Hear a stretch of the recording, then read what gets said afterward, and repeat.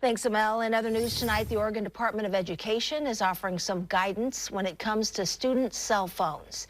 In a document that was released today, ODE laid out its recommendations for limiting cell phone use in classrooms. Fox 12's Leslie Dominique reports from Grant High, where efforts are already underway to keep phones out of the classroom. Some are calling it the soundtrack of the classroom, the rings and dings from cell phone notifications during learning hours. It's one reason why the Oregon Department of Education thinks that phones should be off and away.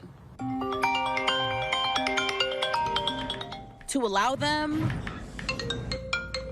or to not allow them. Cell phone use is an ongoing debate in your children's schools. I mean, they have no screens in their classrooms right now, and I think they're really engaged with each other and with their classroom materials and their teachers. In its guidance for school cell phone policies, the Oregon Department of Education advises that student phones be kept off and away.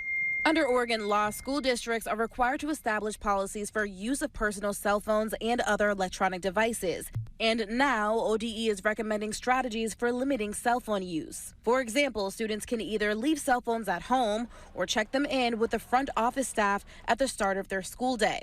Another method, teacher-organized classroom storage areas. It really seems to work to have a break from social media, basically. Mark Stevens' daughter, Camille, attends a private school in Portland. Her school has adopted the use of caddies in the classroom where students drop off their phones at the beginning of their day.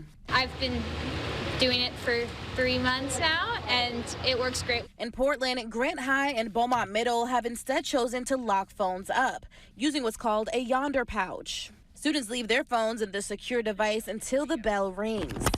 A 2023 Common Sense Media survey discovered that teens get as many as 237 or more notifications each day, a quarter of which are received during school.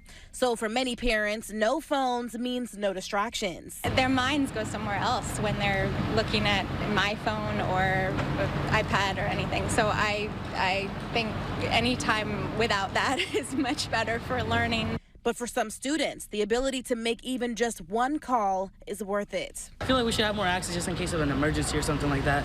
To read the full guidance, you can go to the As Seen On section at kptv.com.